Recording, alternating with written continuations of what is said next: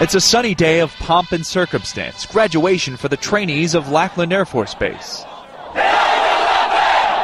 A culmination of 8 weeks of basic training, but a cloud still hangs over the nation's lone facility for turning enlistees into airmen.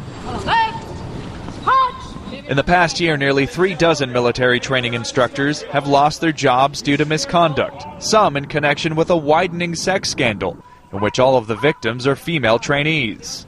One instructor facing charges is Staff Sergeant Luis Walker. In December, Air Force investigators said he had illicit sexual contact with at least 10 female recruits. Another instructor, who's already pleaded guilty to sexual misconduct, admitted to improper contact with 10 female trainees. I am absolutely not scared at all if we uncover other MTI discipline issues. The colonel overseeing basic military training took the investigation so seriously he shut down operations for an entire day. This is a base that operates 50 out of 52 weeks of the year. It has to be addressed. I call it my kitty litter briefing. I'm just going to keep digging until we find everything that's bad in there. Colonel Glenn Palmer expects more than 36,000 recruits to pass through this year alone, 20% of them women. You know, is there something that I didn't do? Was there a better procedure that I could have implemented that would have not allowed that to happen? In a rare and intimate look into its training program, the Air Force opened the doors to the media, not only for us to see the rank and file, but how its instructors get training too. Most military training instructors, or MTIs, are male. Only 11% are women.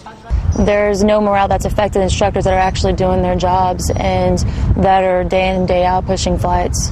Colonel Palmer says his job is to ensure that every trainee is safe and feels safe to report misconduct, whether it's a fellow airman or an officer.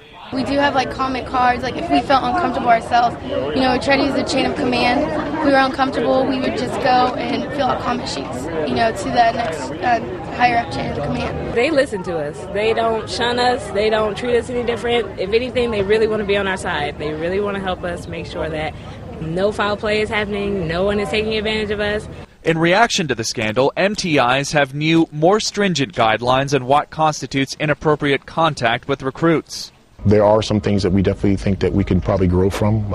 In the part of the course, we're already revamping these some of the courses that we have. And the senior ranking sergeant in charge of MTIs says the training of future trainers is getting new oversight. They don't get the keys to the car until the trainer signs them off on their tasks and their search supervisor gets involved. But the case is far from closed. Colonel Palmer has requested an outside investigator to look further into the sex scandal and examine if more situations of sexual misconduct between instructors and trainees took place. John MONE, Associated Press, San Antonio.